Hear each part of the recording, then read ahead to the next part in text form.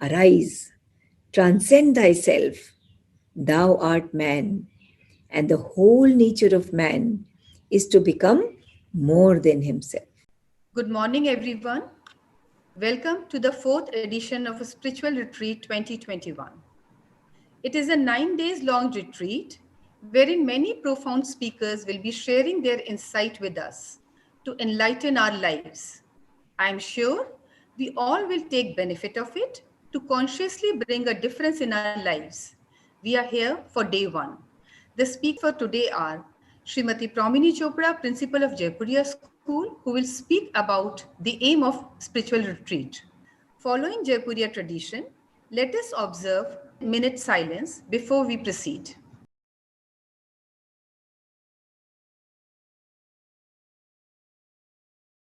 Now I request our principal, Srimati Promini Chopra, to demystify the aim of spiritual retreat for us. Please welcome her. Thank you so much, Asha ma'am. Children, many of you and teachers who are here, they have already attended the spiritual retreat.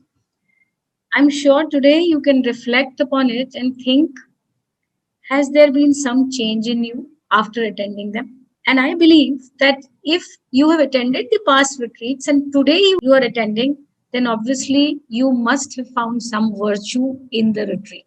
So I welcome you all to this edition of the spiritual retreat. And I have no doubts about it being a soulful experience for all of us. When we talk of an aim, it is very essential to have an aim when we do something. We must be very clear of the objective, because only by becoming clear of the objectives of the aim can we charter our course. We can charter our journey only when we are absolutely sure of where we wish to take ourselves and what are we doing to reach that stage. For each one of us, it could be a different aim or objective. But when we talk of a spiritual retreat, we are trying to unify all that each one of you has as an aspiration today when you've come for the spiritual retreat. So there'll be some questions which I'll be asking you. And some of the responses that you sent yesterday, well, they were brilliant and they will definitely be answered during the course of the retreat. You know, if we talk of any musician or singer, any poet, or an artist.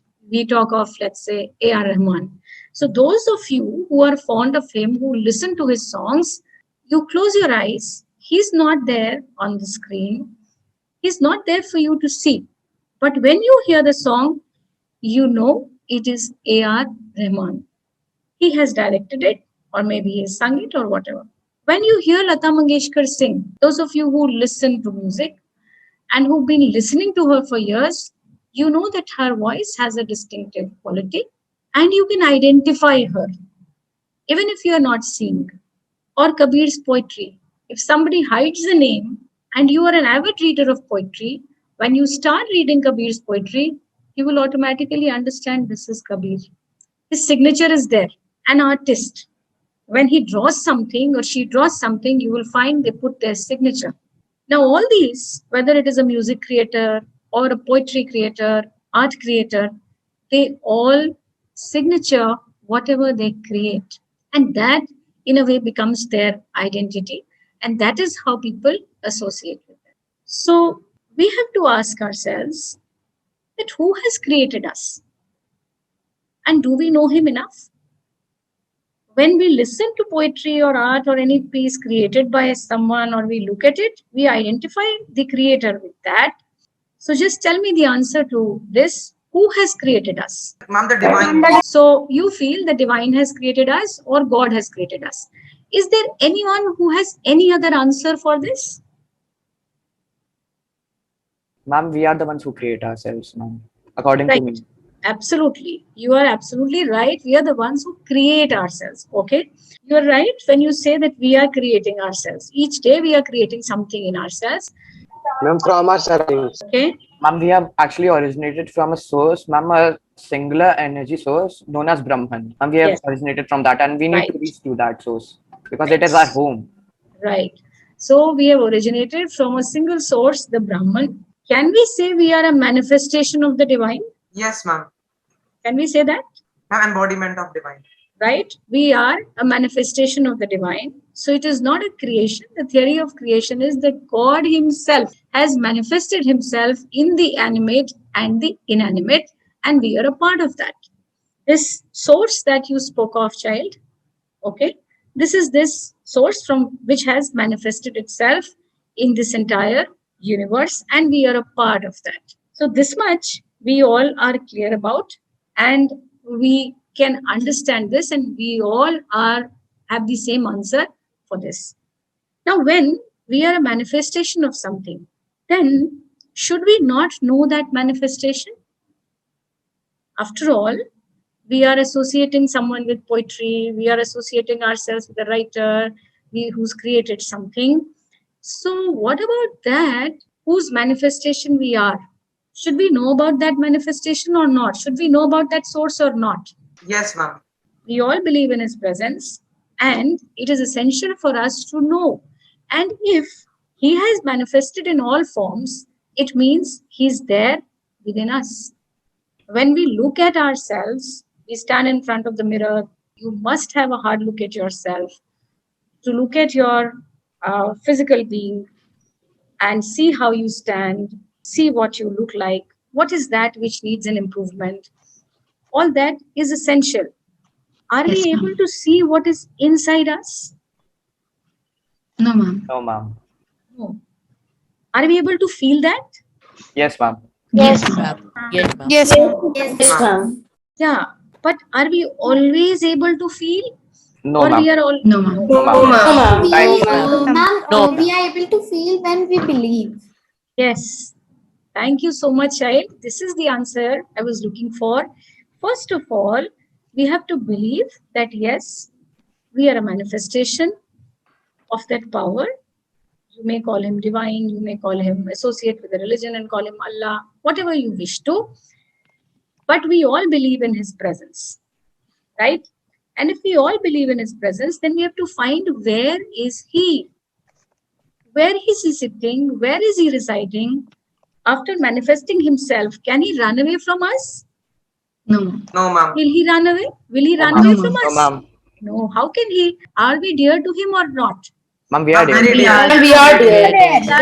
Yes. Yes. Just as a singer or an artist or a poet puts everything of his or her in his creation, in the piece that he's created, that is his signature, and they identify themselves with it. They don't run away from it. So similarly, the one who's there, he's there within us. He will not run away from us, but we are not able to see him. We only look at the outer being, we don't look at the inner being. So, children, what will be one of the aims of this spiritual retreat? Ma'am, to be able To be able to bridge the gap between the outer being and the soul. Yes, Ma'am, to be discover able- who we are. Ma'am, to be Yes. able to experience our Yes. inner soul and self. To find Okay. ourselves. Yes. So, to be able to feel that presence within us, we need to attend this spiritual retreat. And first of all, we have to sit here with a belief that yes, his presence is there. And we have to find where is his presence. You know, we can't sit here with that feeling. And if we sit here with that feeling, then we should understand that we have come here. So we need to decode this and find the answer. Many times people say, Dekho, ye sab God word I am not aware of, soul world, I have no idea. I just feel that we should do good in the world and that's it. All right. But this question should definitely come to us who we are and why we are, whose manifestation we are. It is such a beautiful world.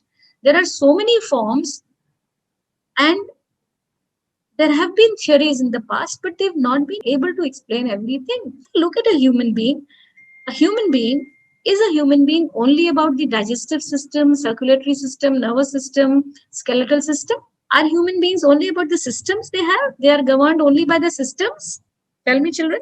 Is a human being governed only by the circulatory system? That No, ma'am. heart is... No, ma'am. No, ma'am. We are controlled by our divine power.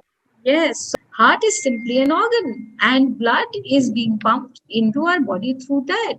Ma'am, we But are the what? instruments, and the Yes, brains But are there. emotions and feelings do not lie in the organs. absolutely.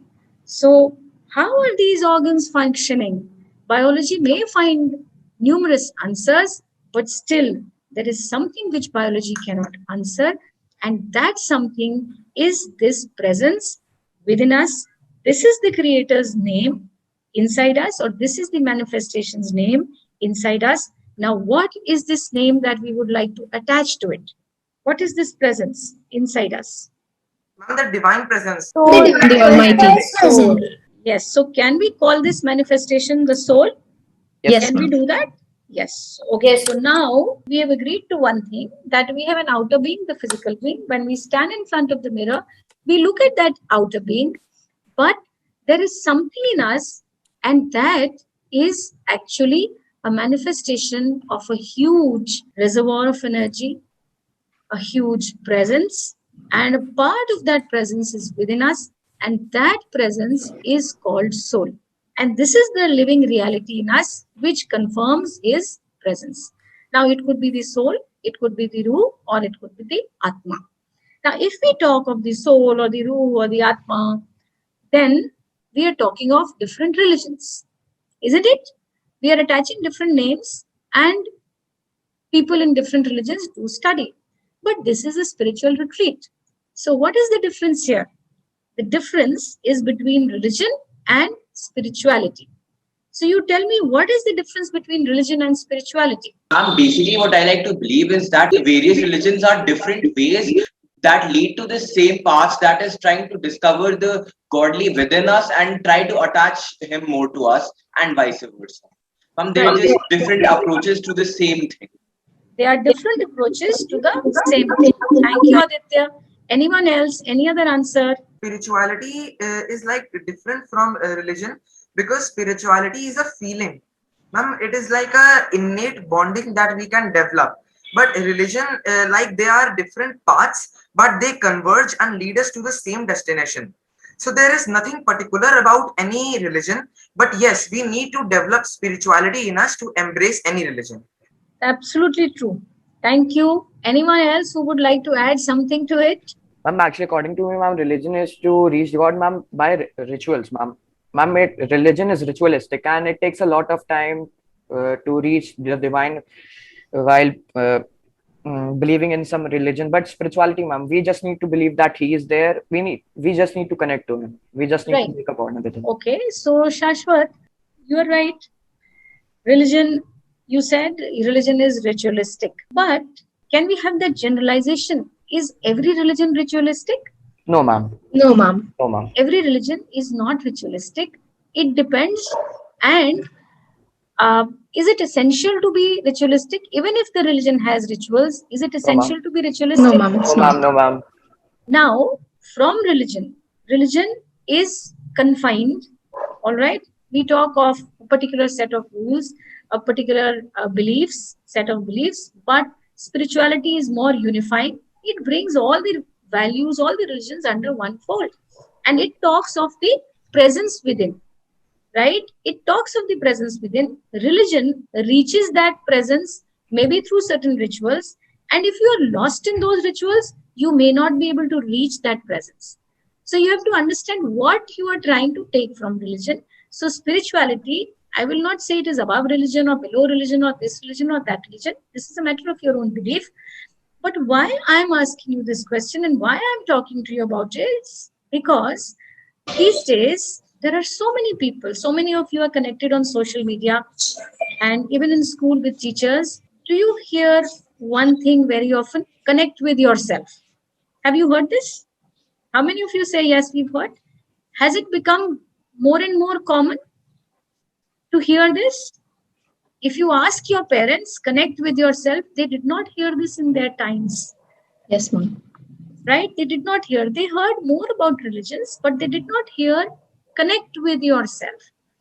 Now, when you say connect with yourself, does it mean connecting with the heart, um, with your internal body organs? Connecting with what? Connecting with what?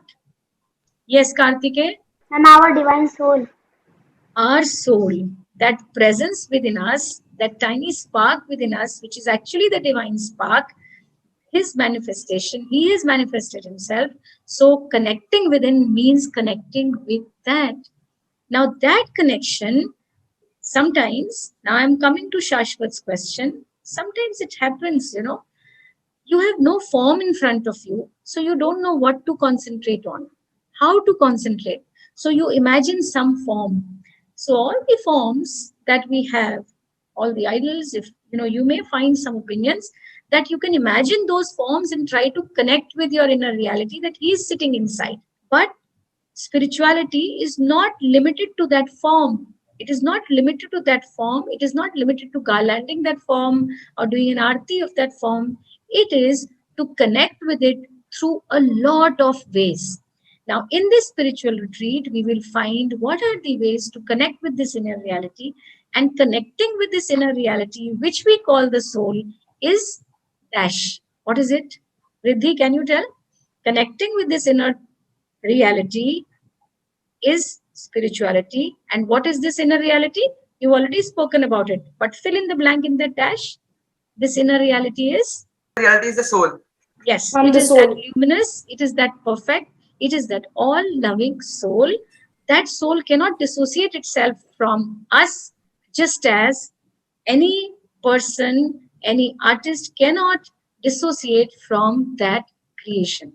So, first thing is when we say have faith in yourself, then, children, I'm trying to answer these phrases which we often use. Connecting with yourself means connecting with the soul. Now, if we are saying that, it means we are believing in the presence of the soul, right? Number two, how to connect?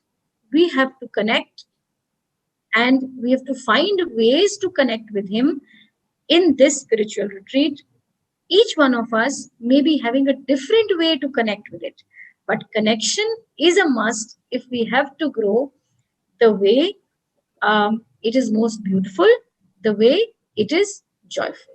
So that is the aim of the spiritual retreat, to understand this divine presence, which is called the soul, and to find ways and means to connect with it in a much stronger manner than we have done so far. You may already be doing, but if you have to get something from here, obviously you would like to move up. So forming that stronger connection is what we are looking at in the spiritual retreat for these 9 days. So that is why it is essential. Now, if we have to know this reality and if we have to connect with this reality, it is essential to know this soul, because this soul defines who we are. And obviously, you would like to know who you are, isn't it? All of us have a right to know who we are. Once we know who we are, then it will be easier to become what we wish to become. Our purpose in life will be clearer, and the path to achieve that purpose will be chalked out. And we have understood that there is the reality within us, which is the real us, and that reality is the soul. And this soul is encased in this outer body, the physical being whose care has to be taken by us. So let us look at the nature of soul in these slides. Ma'am, can I just add one point here? Ma'am, you can add as many as you Promini want. ma'am, just because it's going so beautifully the way you've explained the aim. Spirituality, as you said, my dear students, is actually the awakening to the presence of the soul. And this is really the first step. In the second step, spirituality is an aspiration to know more about the soul.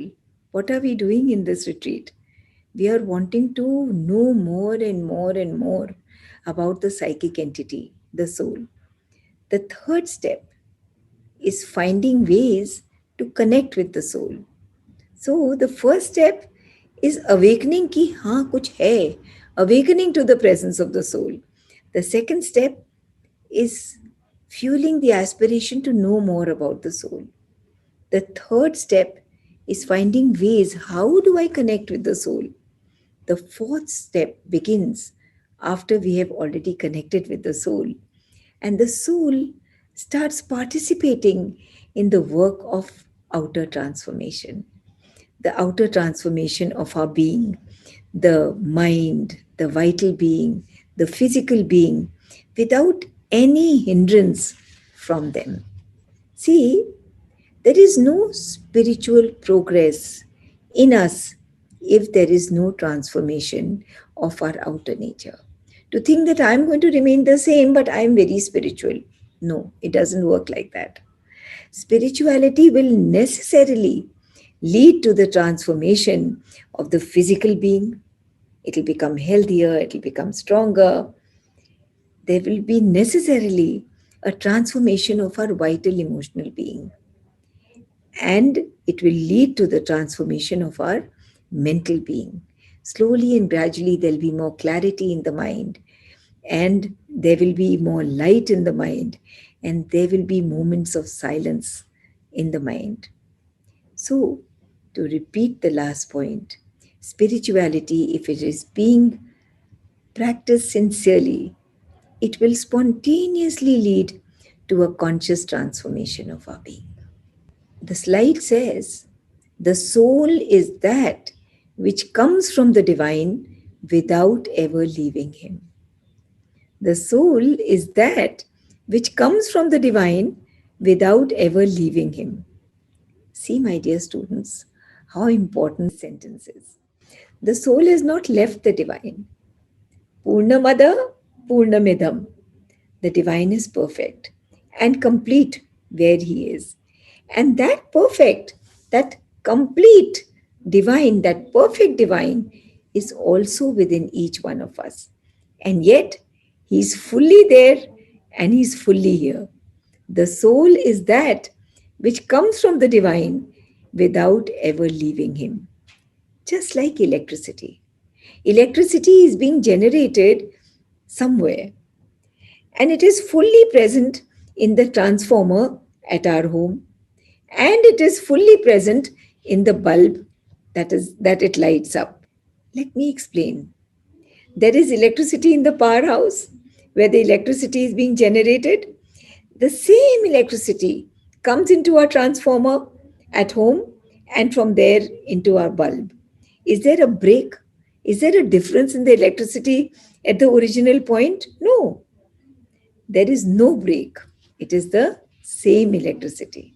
This slide says, the soul is that which comes from the divine without ever leaving him and returns to the divine without ceasing to manifest. See, just like there's water in a river, and inside the river, there are also individual eddies and whirlpools. Each whirlpool is an individuality, but that individuality is not separate from the water. The water is in the eddy, the water is in the whirlpool, and the water is everywhere. Similarly, there is one soul which is permeating the whole universe.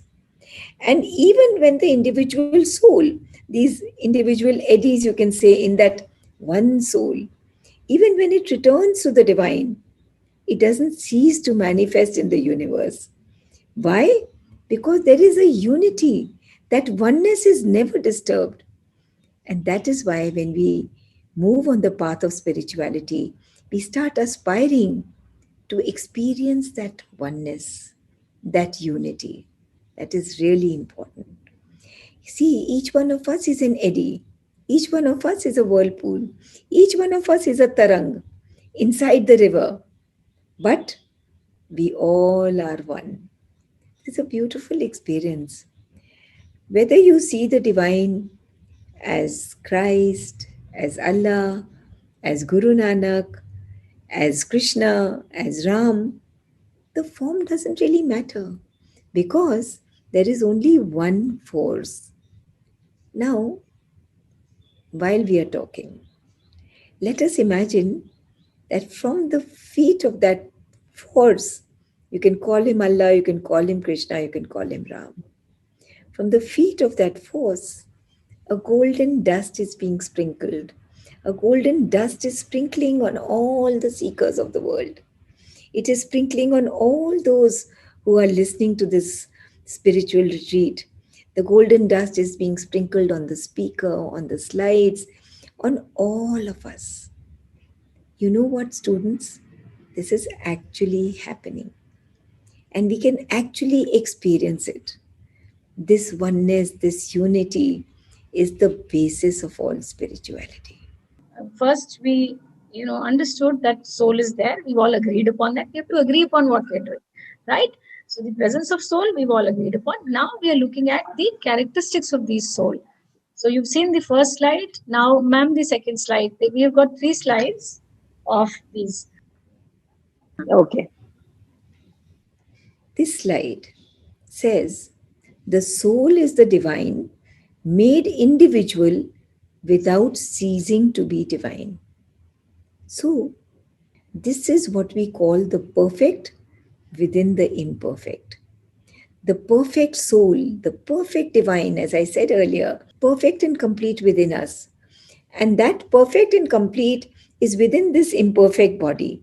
We all know that our outer being, whether it's a physical or a vital being or a mental being, has its own limitations, has its own weaknesses. The outer being is imperfect. Our emotional being is imperfect. Our mental being is imperfect. But that perfect is within this imperfection.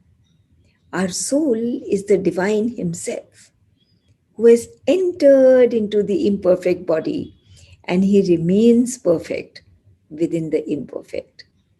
The soul is the divine who has entered the body, entered the individual, and yet it maintains its divinity, it maintains its completeness, its perfection. What is the soul? The soul is a flame of aspiration within us, which goads us, which whispers to us, and is the leader, the Purohita of the journey of perfection. From the imperfect to perfect, it is this soul which leads us. There is that one soul which has permeated this entire imperfect becoming. This is not his creation. This whole universe is not a creation where the artist is different, is far away from the art. It is his becoming. He has expanded himself and become this. Inside this whole imperfect becoming, the perfect has entered, and that soul is the divine. He individualized himself in Promini Ma'am. He individualized himself in Mrityunjay. He individualized himself in Saransh, in Aditya. In each one of us, the perfect divine resides. The soul is the divine made individual without ceasing to be divine. The soul, as I said earlier, is perfect in each one of us. Our outer beings may be growing differently. Yours may be growing at a different pace. Hers must be growing at a different pace. The mental may be growing differently in each person. The vital may be growing differently in each person. Yet, because it is a divine who has individualized himself in each one of us. This slide says, in the soul, the individual and the divine are eternally one. Therefore, to find one soul is to find God. To identify with one soul is to unite with the divine. It's very simple. And I think I'm just repeating myself. The divine has individualized himself in each one of us. The water in the whirlpool and the water in the river are the same, right?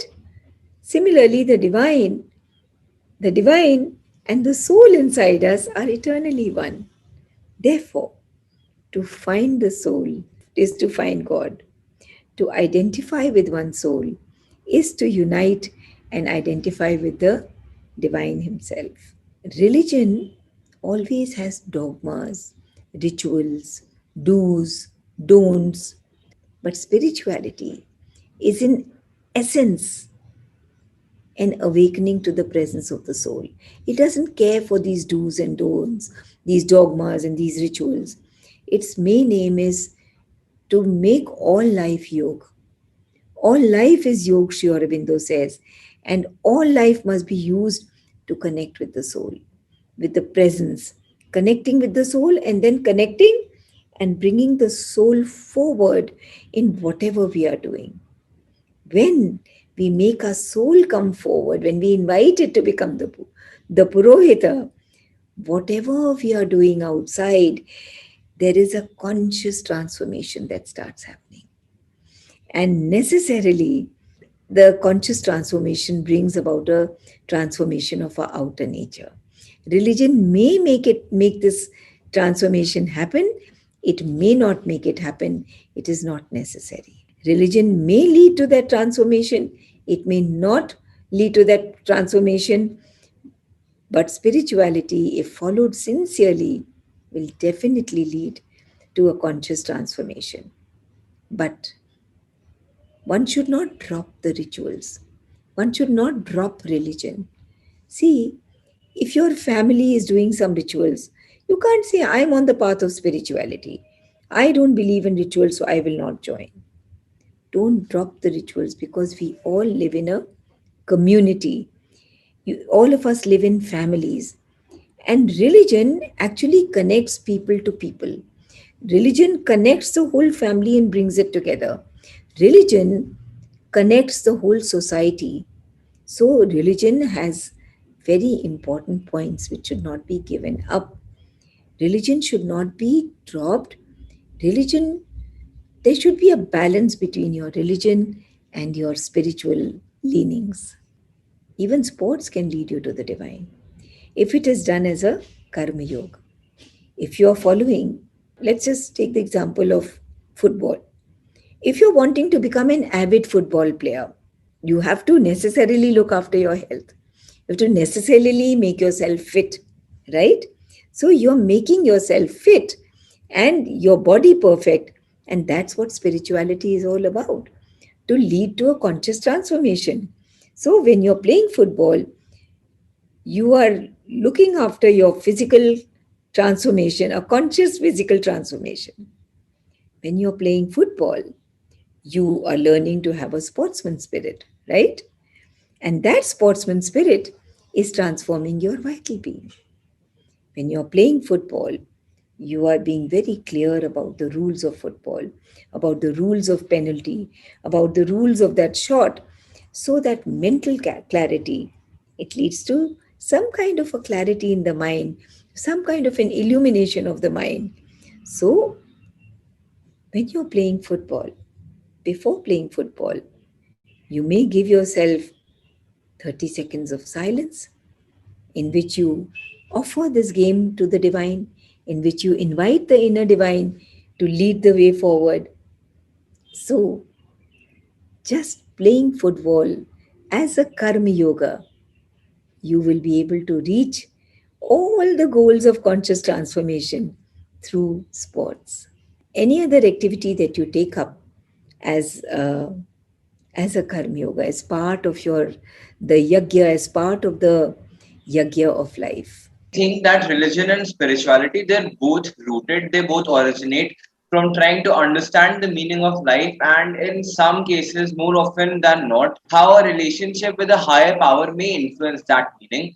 But now, according to me, the key difference is religion is organized and it's community based, which means that many people tend to believe in one thing, whereas everyone has different definitions of spirituality, and spirituality resides within the individual and their personal beliefs. So, ma'am, for me, ma'am, individuality is basically a more refined, a higher, and a more individualistic form of religion. True. Absolutely right. It could be different for each one of us. Absolutely. In religion, you are focusing just on, as when we look at ourselves and we focus only on the external being and we say we are connecting with ourselves, then we are not spiritual, right? If we are doing something and we are not inviting him, then we are not spiritual.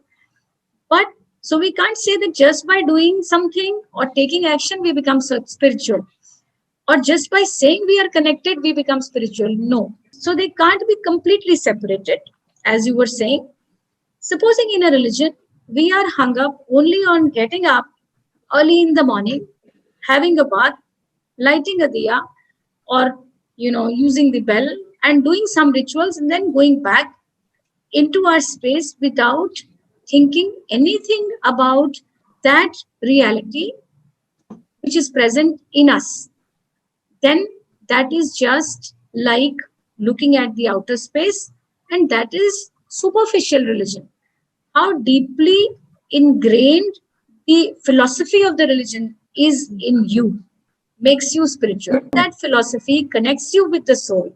And if that teaches you the ways to connect with the soul, if it is unbiased, if it moves above all kinds of bias, if it moves above all kinds of rituals, then it is spirituality. Because many of us who are spiritual, we actually have a form in our mind, and we have got that form from the outer space. From some religion, we have picked up that form. If we talk of, many of us, when we pray to Shiva, we feel we are immersed, we are lost. And when we do our karma, we invite Shiva in that karma. For us, he is the soul within. For many of us, Krishna becomes the soul within. So, what form you are attaching, but that form gradually fades away. It fades away, and you are only left with your soul. You can feel his presence, you are left only with your soul. So, then that religion has driven you into spirituality. All right. So we cannot say following this religion or that religion is wrong or right and spirituality is right. No. If we are spiritual, we will rise above all kinds of bias and we will not get into any kind of, anything against any kind of practice of anyone. Right. It becomes easier. It becomes easier many times to be spiritual when you followed some religion in the true sense without looking at only the rituals. When you're not ritualistic, it's fine. And everybody has a different way of connecting with the soul. This is just an interactive talk.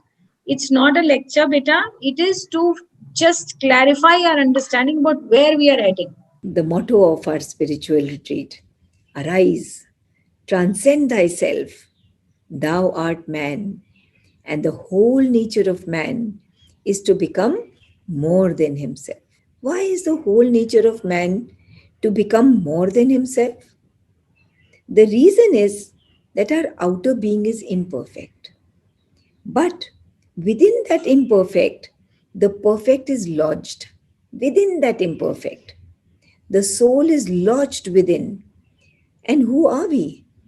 We are that outer being, and we are the inmost being, the soul. So, what is the nature of the soul? The nature of the soul is that it is a flame of aspiration, which is always rising upwards, which keeps prodding.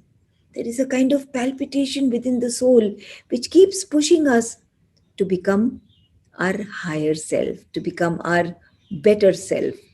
That is why, that is the reason we have chosen this phrase of Sri Aurobindo as the motto of our spiritual retreat. Arise, transcend thyself, thou art man, and the whole nature of man is to become more than himself. And that is what Promini ma'am is doing through her session, Aim of Spiritual Retreat. Promini ma'am is making you wake up to the presence of the soul, to the presence of the divine within us, to arise to the presence of the soul. Transcend thyself. It means that from the imperfect outer being, move towards perfection. Consciously transform your being. Transcend thyself. Transcend the lower being. Transcend the apara prakriti and move towards the para prakriti. Why? Because thou art man, and the whole nature of man is to become more than himself. Right? So, children, now we first asked you what you are, who you are. So, eventually we arrived at this conclusion, yeah, we have a soul. Okay. That is the reality towards which we need to awaken. Now, then after that, we have to understand where can this understanding of reality take us. So, we showed you this slide which has the motto. So, when you understand that the whole nature of man is to become more than himself, you just imagine the immense possibility within us. I should not say possibility, I should say the immense reality within us. Now, this reality can be achieved only if we perfect our physical being, our vital being, mental being. And this is where your questions are related. I'd sent you 5 parameters yesterday in that form, and I'm glad that you people answered. What are you looking at? What are the impediments? You've all spoken. So I will read out a few of those things, and you will tell me the answers to those after listening to this whole thing. You will find a solution. So we have to understand that we are listening to this spiritual retreat, all the talks, because we want to realize this reality, this perfection within ourselves, because we understand the not the possibility, the reality and the stage up to which we can reach. Now, this reach is not about success. Remember, please segregate success from joy. We are looking at joy, not at success. Some of you wrote, my goal is to become a doctor. Very good. But if you are thinking of becoming a successful doctor who's earning lots and lots of money, whatever way, then that is not what soul awakening is. Through learning so much, becoming so wise, taking every step to keep people healthy, solving every problem, and feeling it, connecting with yourself means feeling the joy when you are doing it, irrespective of whatever is happening around you, then that is the way you achieve this aim of moving up higher and higher, which is what your soul is for. Okay, so now we look at some of the problems you've stated and how we can decode them, how we can solve them when we are in this spiritual retreat. We understand that this can happen only by transformation, which is conscious.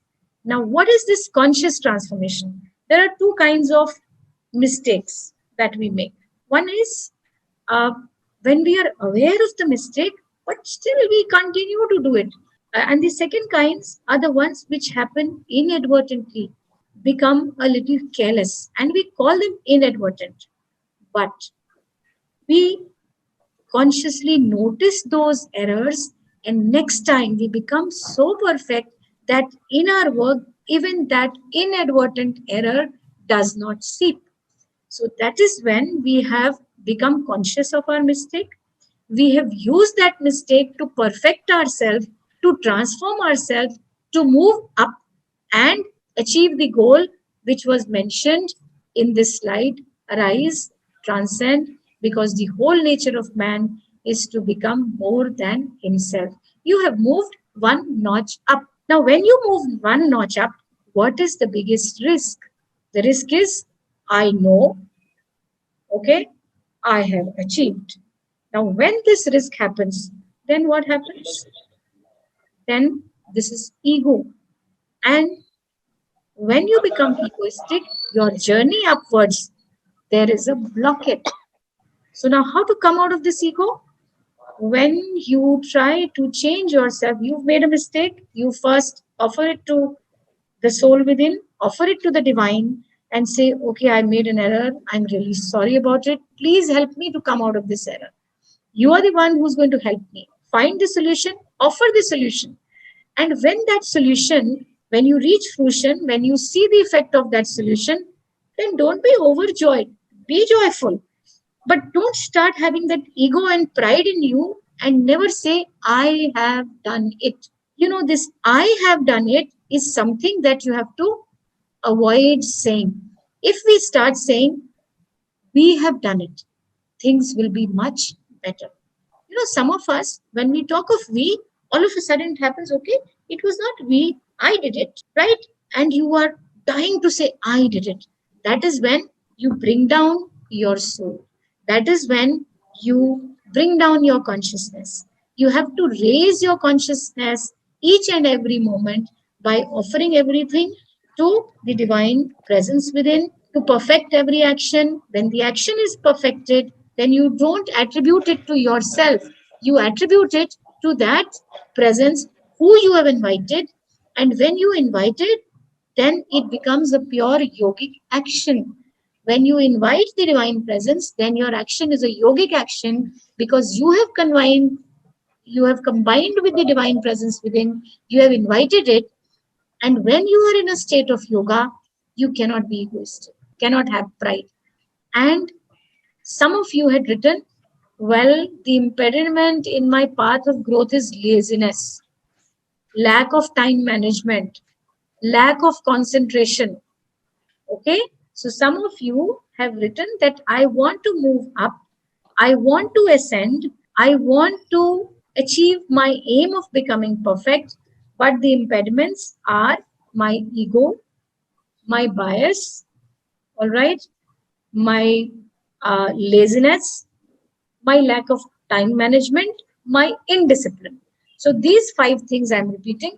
Tell me now, how can you come out of these 5? Ego, laziness, lack of concentration, okay, indiscipline, lack of time management.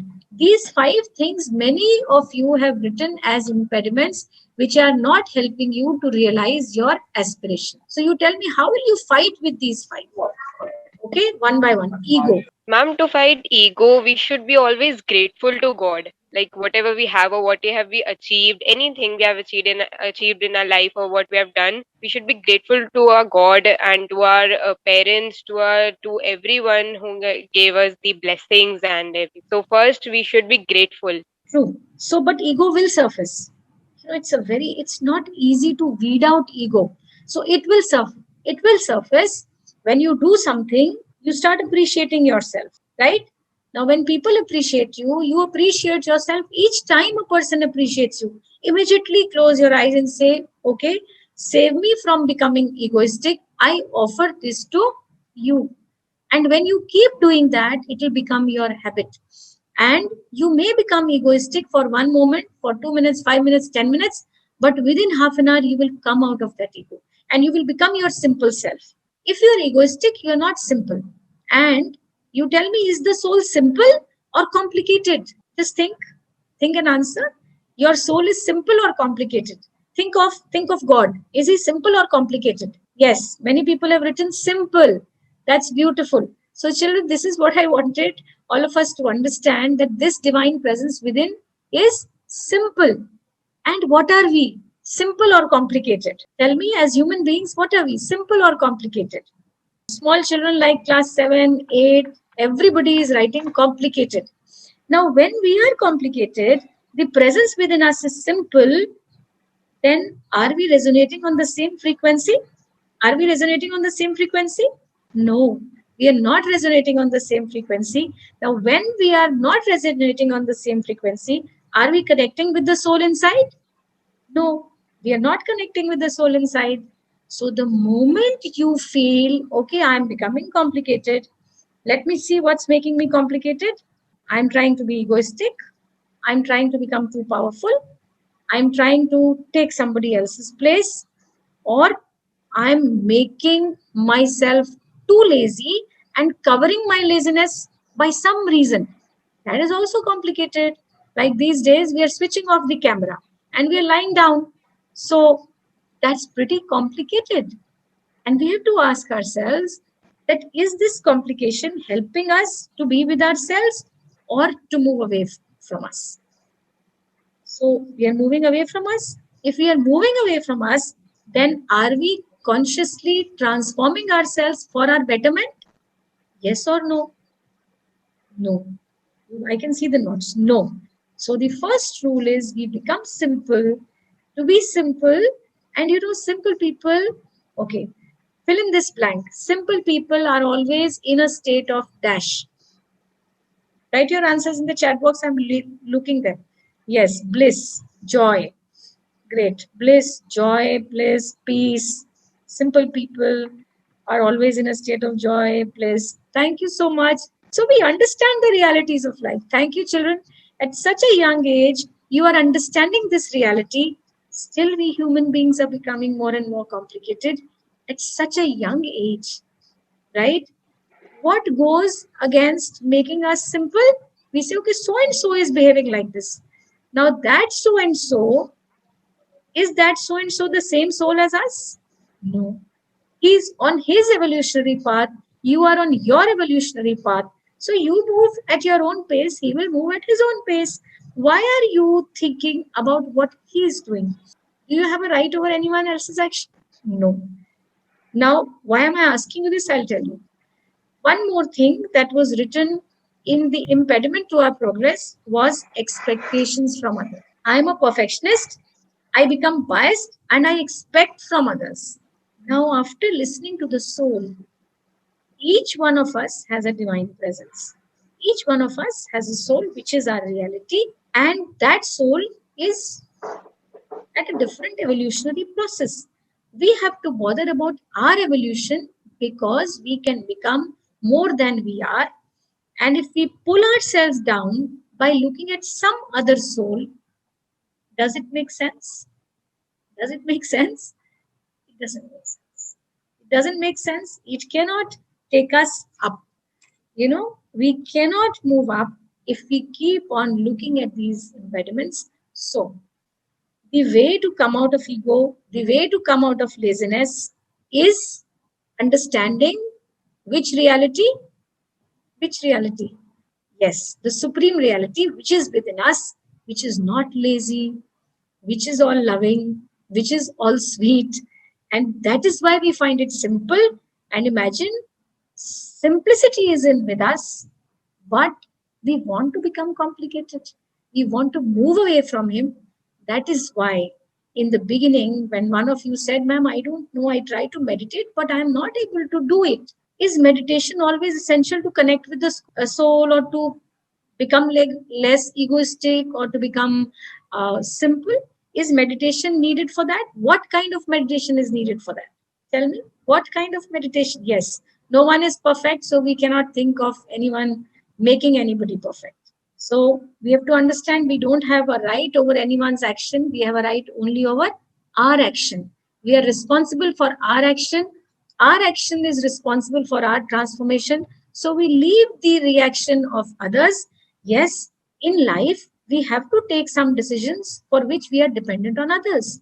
So how to handle that? Now tell me, isn't that complicated? Aditya Mishra, we are saying if somebody is doing something, let him do. We don't have to get angry. We don't have to expect anything. Is that always possible? Is that a reality, Aditya? Riddhi, tell me. Yes, let's discuss this. Is it possible? Is it achievable? Yes. No, ma'am, it isn't possible. It is not possible. Ma'am, it is not possible because, ma'am, after all, ma'am, although we are the manifestations of the perfect, we have to realize that we ourselves aren't perfect. We still have some imperfections that need to be polished. And, ma'am, the thing is, we as humans, we're not perfect. So we will always have some flaws in us, some faults in us. That's what gives us our individuality. That's what makes us human. Because if a person was totally perfect, ma'am, they would most probably get a god complex or be worshipped as a god by others.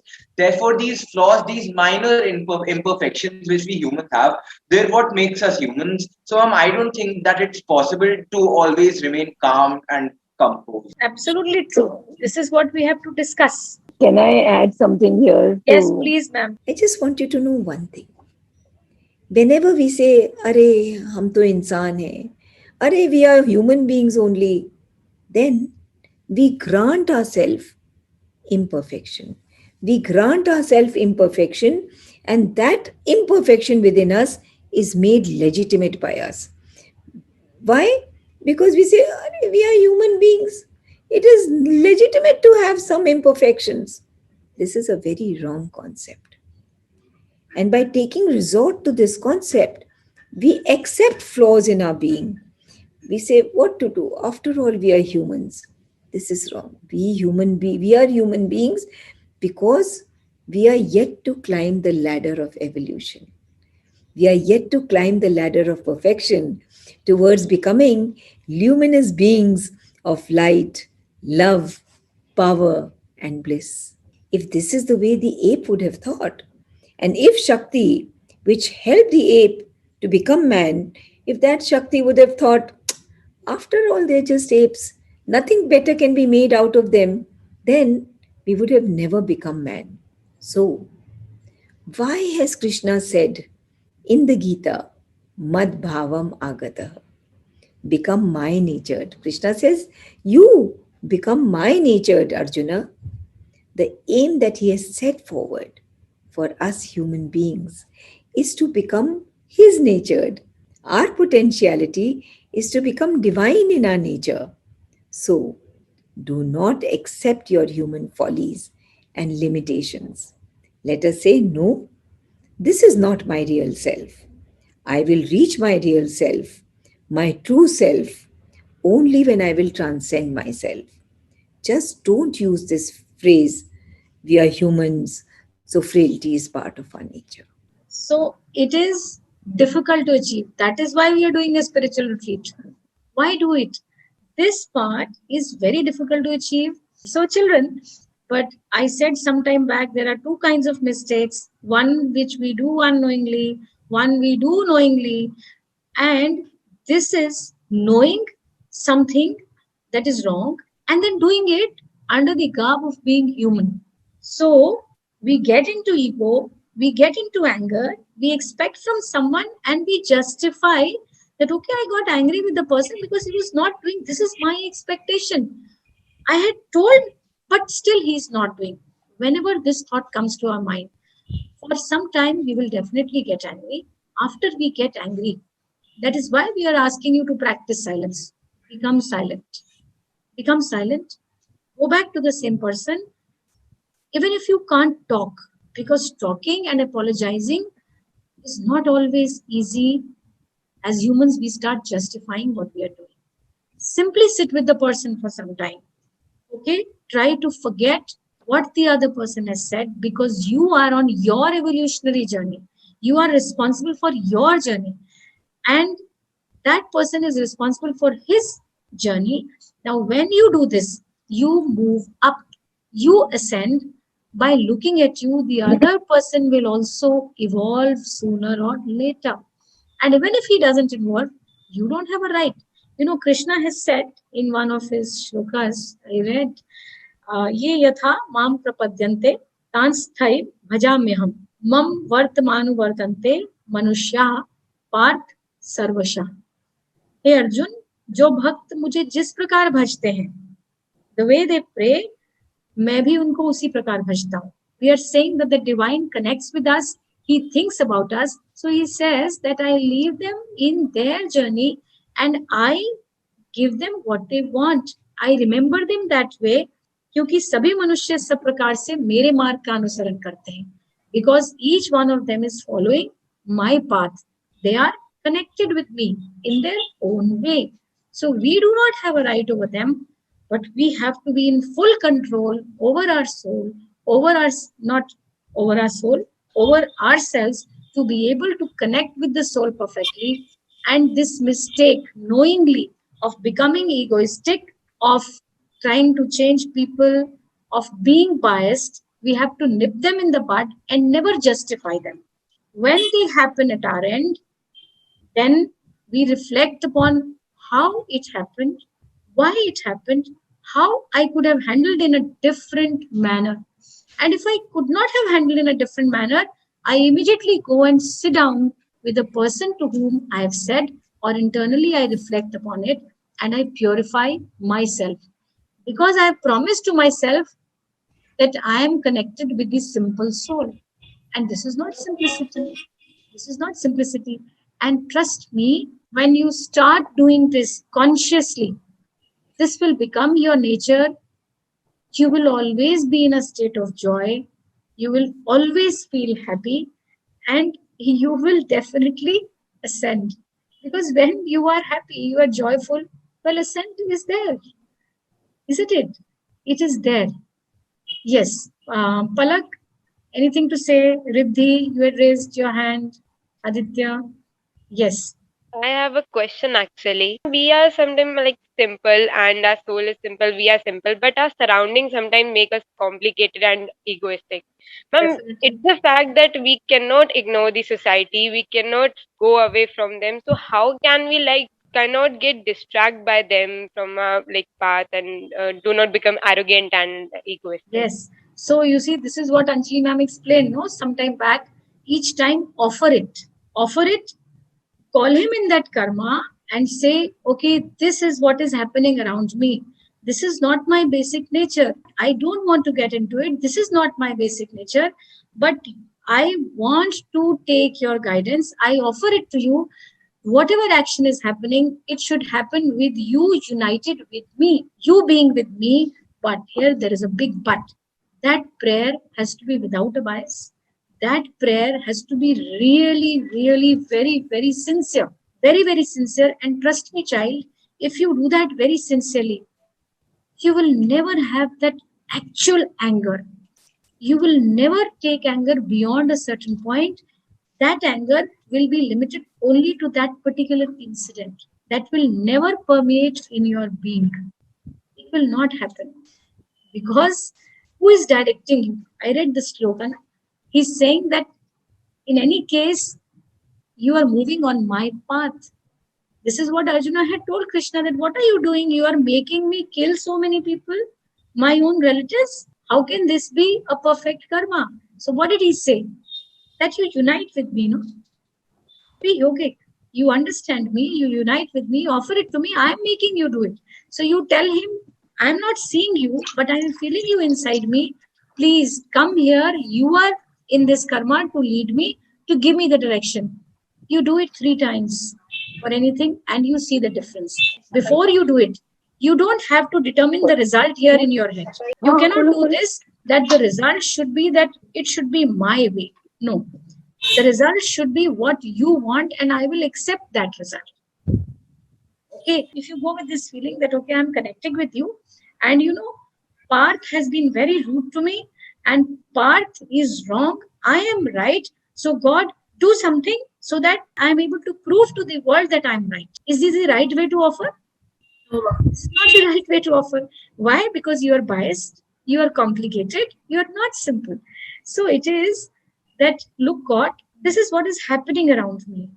Okay, this is what is happening. I'm very unhappy about it. I want to solve it, but I'm seeing a lot of deceit on the other side. I'm not trusting the other person with the action he will take. And if I'm too simple, I'm liable to be cheated. So you have to help me to take things in the right direction to what is right for me. And I will accept what you're doing. And you say it so well after so many connections that when that will happen, you will accept. You will accept it. Trust me, it will become a habit. You will accept it. This is what conscious transformation is. Conscious transformation, beta, is not only about writing perfectly, doing perfectly. That is the first step. That is first step. You move to perfection in every little act which is around you, which is connected with your physical space. And gradually you move to the perfection within, to simplicity within, to offering everything, and you move unperturbed. And you never say, I have excused anyone. Who are you to excuse anyone? You say, I have nothing against the person, but you please be there with me and help me from becoming biased, help me from becoming judgmental, help me from seeping myself in that sorrow which happens because I am not able to achieve what I thought was right for me. What you think is right for me, that is happening. That doesn't mean that you just sleep and you say, okay, whatever you are thinking is going to happen. It doesn't work like that. I will work. I will work, I will study, I will gather information, I will learn about you, I will learn about everything and offer the action to you. I will keep on moving, keep on doing my karma and offering it to you. This is the training you have to give me, and this is what my road to conscious transformation is. I just wanted to add that, ma'am, if we need to make a solution of anything, and then we need to break down the complex substances into a simpler form. That's the same thing we need to do if we need to make a solution with our own soul. Yes, you have to go to your elemental form. That's science. The most powerful, okay? The compound is not the most powerful. The most powerful is the atom. Yes. Okay. Yes, ma'am. So if most powerful is the atom, you just see how sun is producing so much energy. Just see. It's a combination of such small atoms, so much energy. So that is the basic component, and your basic you is simple soul, right? And when we make that solution with the soul, and then we'll find the solutions of all the problems of our life. You will walk in and there'll be solutions around you. You trust this will happen. See, When circumstances happen which are negative, or like somebody is cheating us or somebody is rude to us, let us understand why that circumstance has come into our life. No circumstance happens by chance. Every circumstance comes to give us an opportunity to grow in our being. Every circumstance. If somebody is inefficient and we are running an organization, and we feel that because of her inefficiency, my work is becoming inadequate, then I must understand that this circumstance is coming in my life to teach me to become more patient, to teach me to understand that mistakes happen, and to be able to see the circumstance in a higher light. We are all making mistakes all the time. How is God treating us? He's treating us so beautifully, with so much love, so much compassion. These difficult circumstances in our life come to us only to teach us further, to make us grow further. No circumstance ever comes as a punishment. Please remember that forever. Yes, Samriddhi, you wanted to say something? Just now, Anjali ma'am told us about how mistakes are important and how we need to resolve those mistakes and not try to make them again. So, ma'am, I would like to relate this to a tree basically. So, when we throw a pebble at a tree on the fruits of the tree, so the pebble may be the mistake or the problem that we are bringing to the tree, that is God. So, when we throw that mistake at him and we try to ask him for the answer, or we try to ask him for a solution to it, then the fruit or any kind of flower, it falls down from the tree when we put the pebble on the tree. So it understands that it took the problem within itself and it offered us the answer to it. So ma'am, once we make the mistake, there's no need to get scared of it, or no need to get really depressed by it, that oh, I've made a mistake and I will not be able to solve it. The only thing that I feel we should do is offer it to God and try to ask him for a solution to it, just like we do to a tree, and it will give us back the fruits or the flowers of solution. Absolutely Very right. nice. And then this is what conscious transformation is. You offer it, you find solutions, you move up, and keep that in your mind. If you want to transform yourself, you have to keep the mistake in mind, you have to keep the solution in mind, so that it becomes a reservoir of your experience, which leads you into that wisdom, and gradually that's how you move. That is what we mean by transcend. That is what we mean by moving up. Now, going back to Anika's question. See, child, I'm going back a few years, maybe 5, 6 years back. Today, all those of you who are on the screen, you're aware of the word conscious? All Yes, of ma'am. you? You know, Yes, ma'am. you know the meaning of conscious, right? All the teachers also. You know the meaning of the word transformation? Yes or no? You understand? You understand?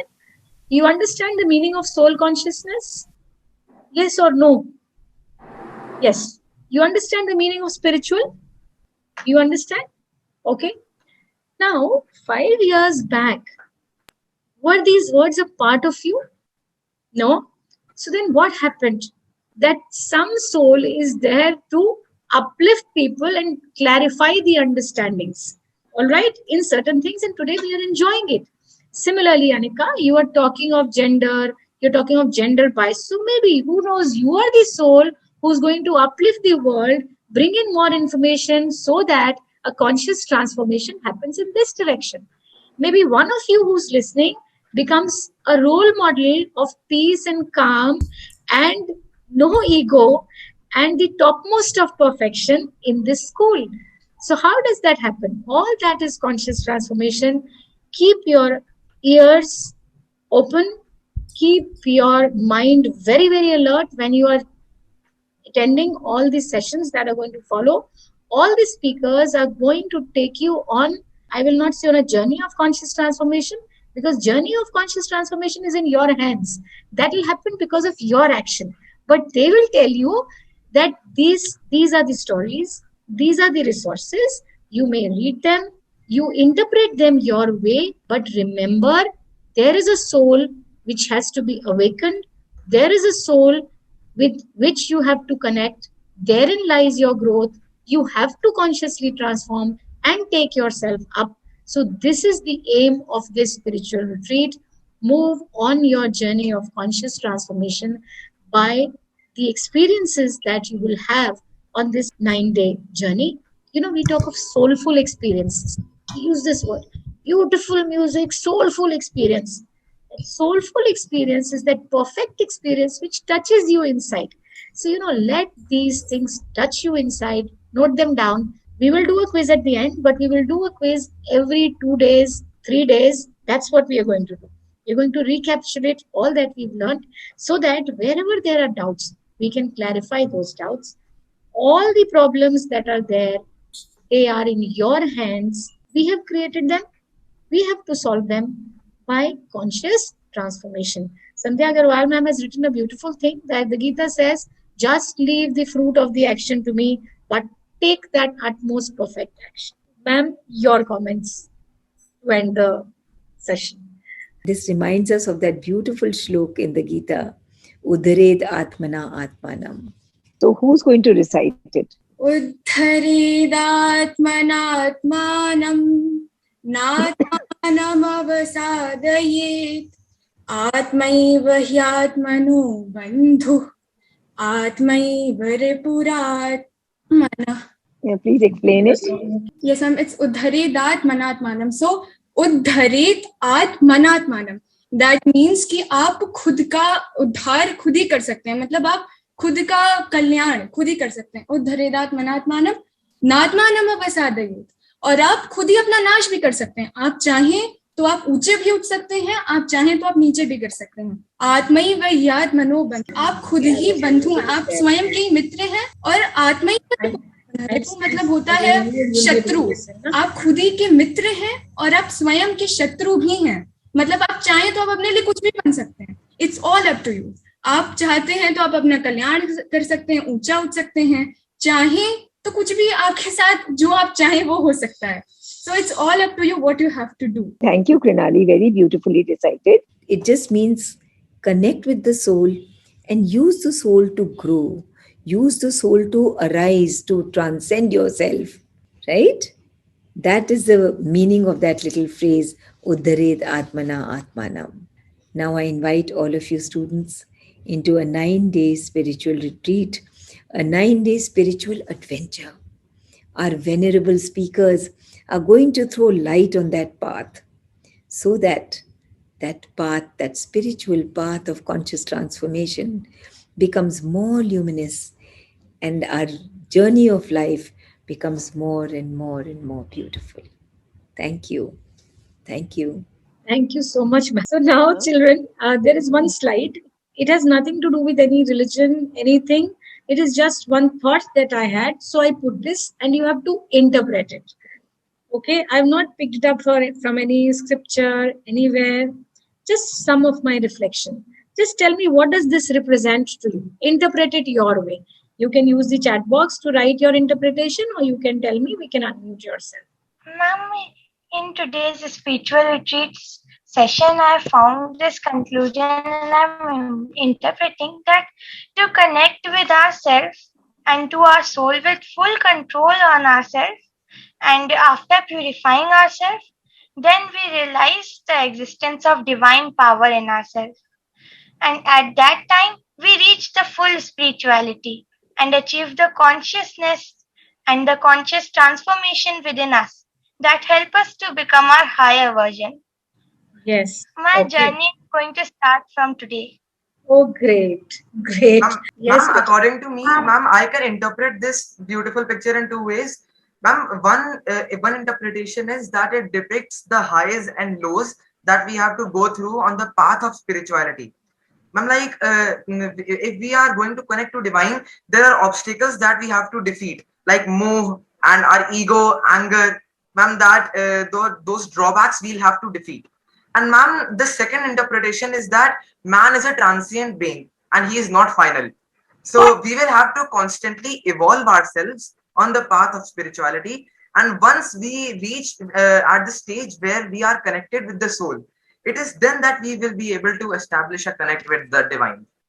Thank you. Thank you very much. Both of you have combined what I had to say. So, you can see the template. Behind that, you can see the spontaneous emission in that divine spark. You can see that. And those arrows represent our souls. Okay. I was just sitting and doodling and thinking. So, these are just our souls. So, that spark is there. And we have to use that. You have to connect with that. The road to unleashing that potential is absolutely straight. It's absolutely straight. It's not a winding path. A straight path is always a direct path. So you have to establish a direct path, not allow yourself to digress here and there. The other people who are with you, they are also moving on their straight paths. So all those lines that you see, they are all people, all souls moving on their own journey. Instead of diverting your path and trying to change them, move on your own journey. They will have an influence on you.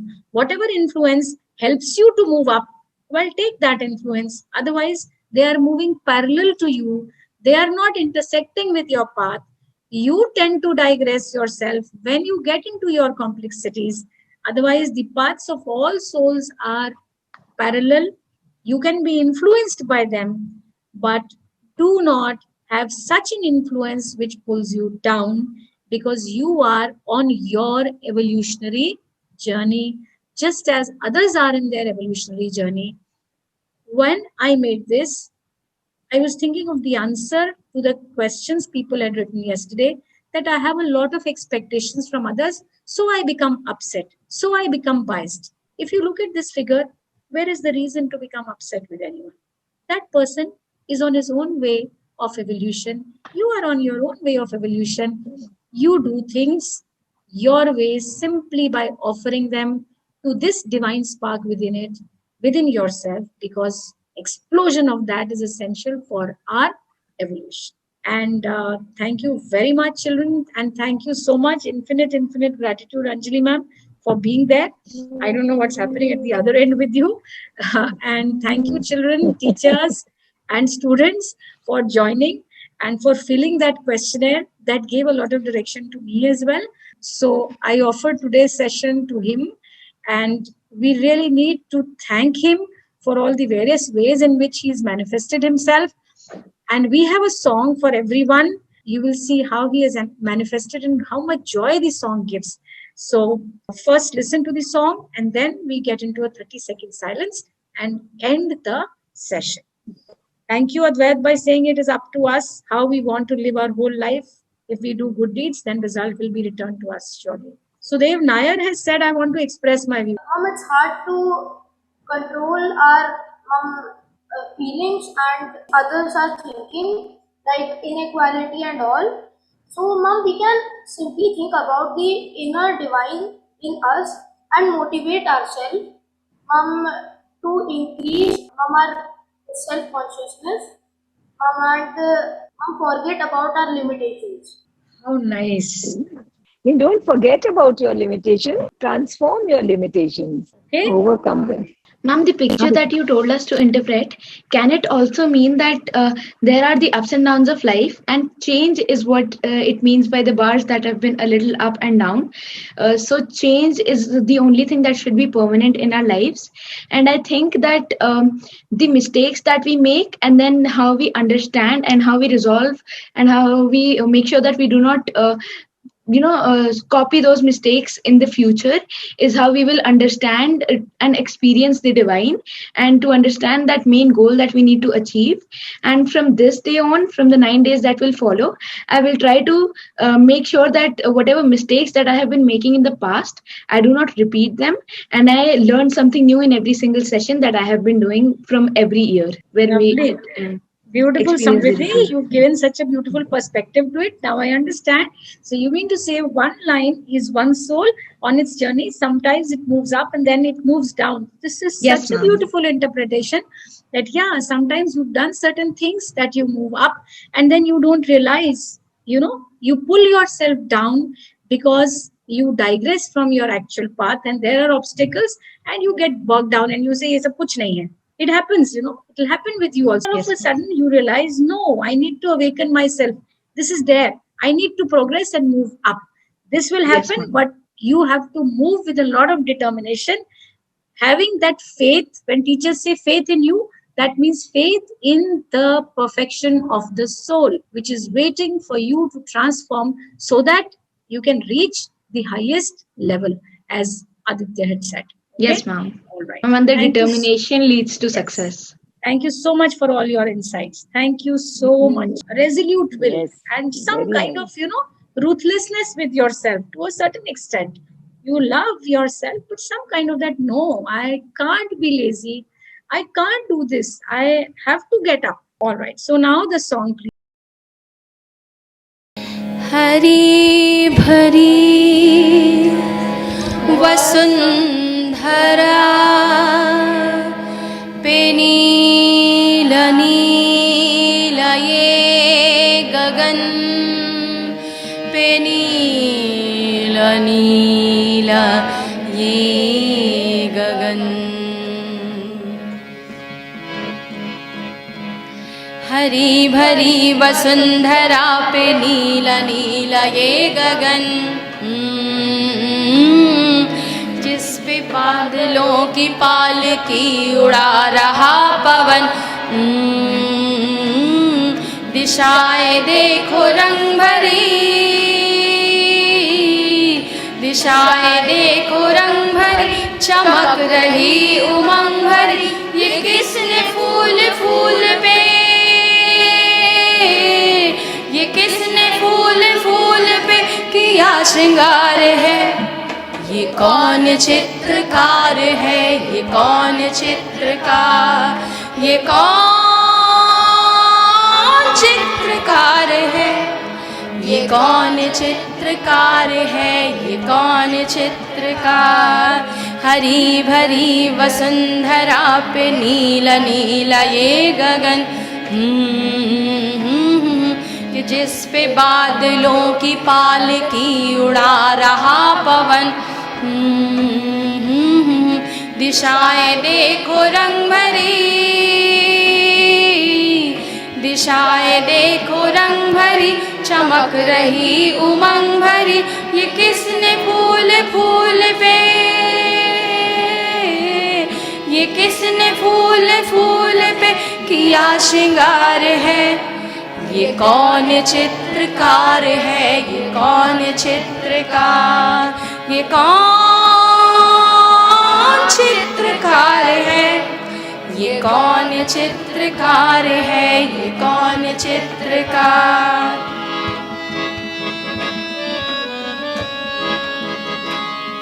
तपस्वियों सी है अटल पर्वतों की चोटियां ये सर्प की घुमेरदार घेरदार घाटियां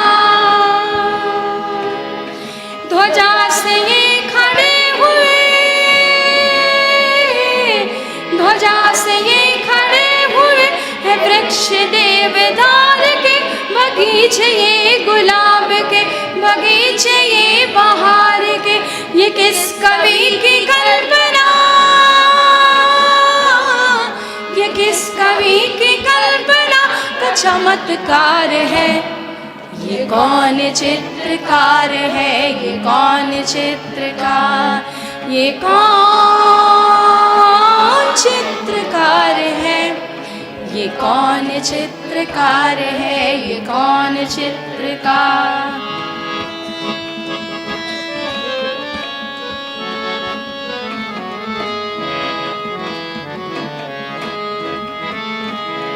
कुदरत की इस पवित्रता को तुम निहार लो इसके गुणों को अपने मन में तुम उतार लो चमका लो आज लालिमा चमका लो आज लालिमा अपने ललाट की कन कन से झांकती छवि तुम्हें विराट की अपनी तो आँखें एक है अपनी तो आँखें एक है इसकी हजार है ये कौन चित्रकार है ये कौन चित्रकार ये कौन चित्रकार है, ये कौन चित्रकार है, ये कौन चित्रकार। हरी भरी वसुंधरा पे नीला नीला ये गगन, कि जिस पे बादलों की पालकी उड़ा रहा पवन। दिशाएं देखो रंग भरी, दिशाएं देखो रंग भरी, चमक रही उमंग भरी। ये किसने फूल फूल पे, ये किसने फूल फूल पे किया श्रृंगार है। ये कौन चित्रकार है, ये कौन चित्रकार, ये कौन चित्रकार है, ये कौन चित्रकार है, ये कौन चित्रकार, ये कौन चित्रकार है, ये कौन चित्रकार, ये कौन चित्रकार है, ये कौन चित्रकार। So children, good times will come. We'll meet in school for the spiritual retreat. So we played the song for two reasons, to take you back, and some of you must have seen yourself in that video. To me, it was endearing. It was very nice. It was a lovely idea to play it from there. I would have never thought of it. It was such nostalgia. Children, you remember the poem Who? Which of you has learned the poem Who? It's a beautiful poem to memorize.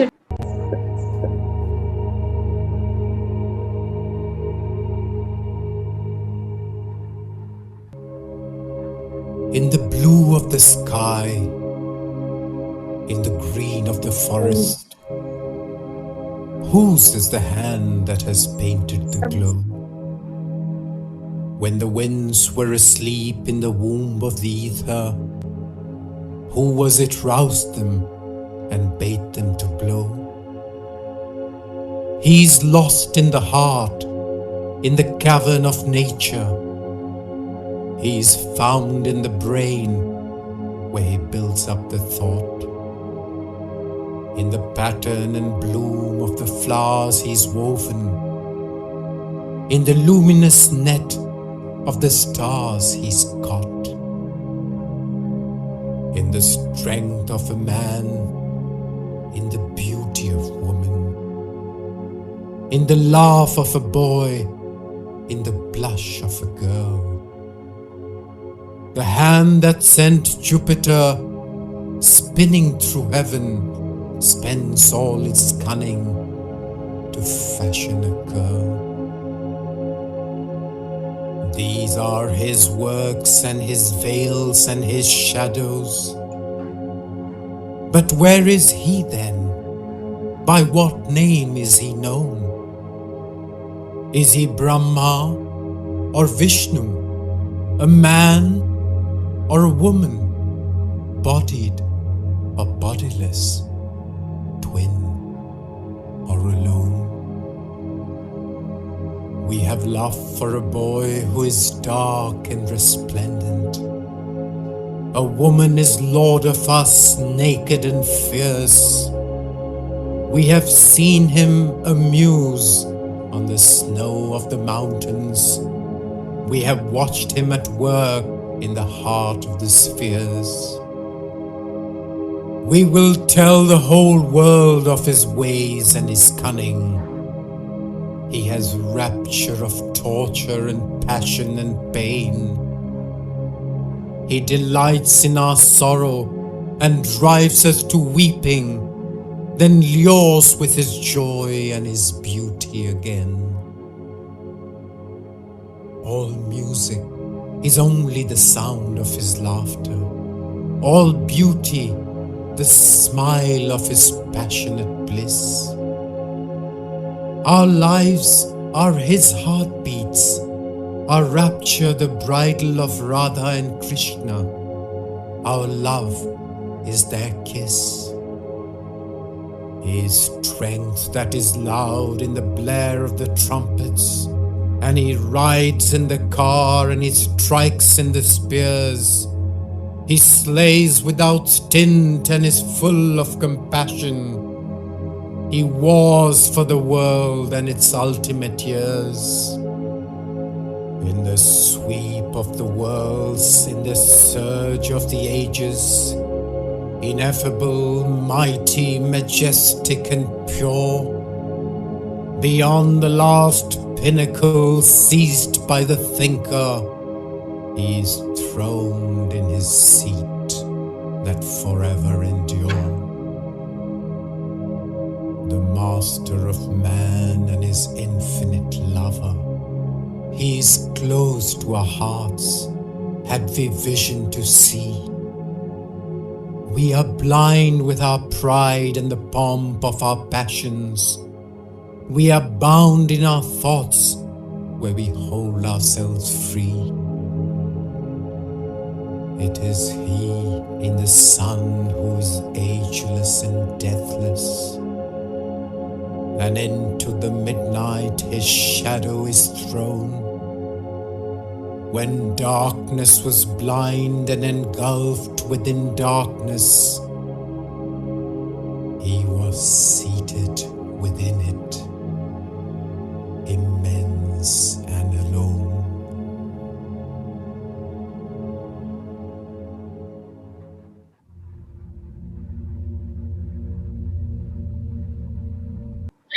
So 30 seconds of silence, and we offer this session to him once again, and we pray for all the sessions to be very, very engaging for us, and we pray for his presence so that we can take everything that we should take for our conscious transformation from all the sessions. And thank you so much, Anjali ma'am, for being there. I knew you won't leave us alone.